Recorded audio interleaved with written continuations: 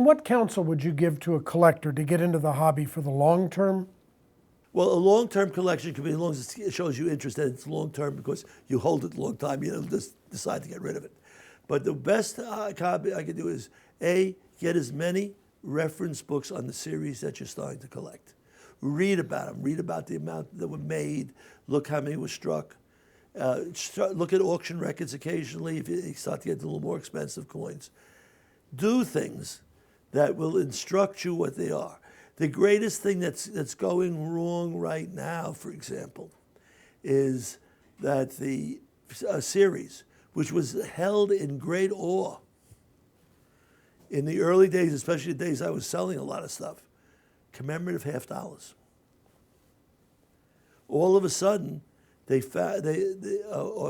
dealer had a whole bunch of them. He lived up in White Plains. They had a hoard. We were trying to sell it. The price keeps going down because all of a sudden, there are more than they think. Even though they made only 10,000 Hawaiis, a lot of them got destroyed because they were distributed in Hawaii. But if all of a sudden I found 10 rolls in Hawaii, that would diminish the value of the coin. And this is the same thing that occurs. That's what I'm trying to bring out to you. It's the same thing that occurs in every part of collecting. That you can't just make it happen. So learn why it's rare. Get somebody to talk to you. Maybe try to go to some lectures. Go to some coin clubs. Go to a national convention where they have educational forums, but don't listen about why a particular willow tree shilling is the rarest one, and listen to an hour lecture on it, which is good for those who specialize in colonial coins. But if you're only collecting modern day coins or collecting coins out of change or collecting some denomination that you happen to like or somebody gave you some, stop and think about it, and you don't have to go to that lecture. Go to a lecture how to build a collection. See? In other words, there is things out there, and everybody's starting to write.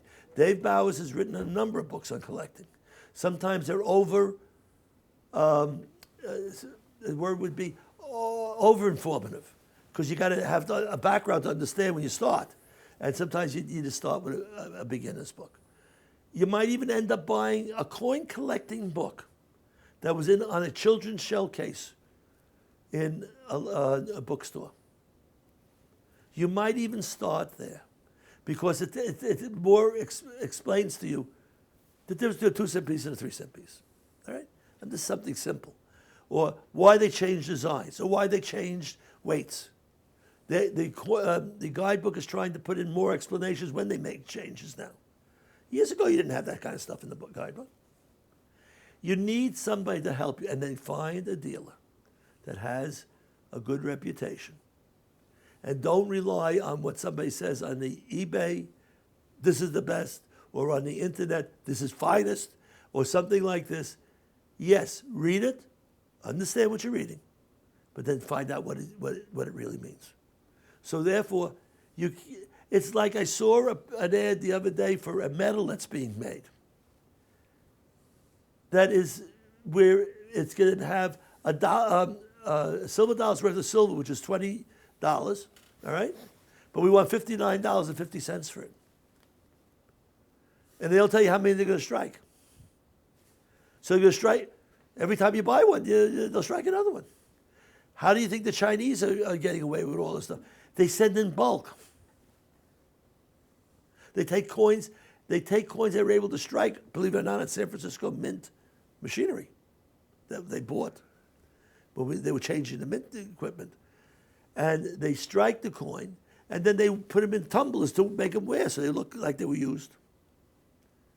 Yes, it's deceptive. And I'll tell you, it's harder and harder to tell some of these counterfeits. But you got to go back to somebody who'll say, if that isn't good, we'll make it good. And that's what they don't understand. That is the difference between the old time or the professional dealer, even the ones of today, and those who are, quote, so calling themselves dealers.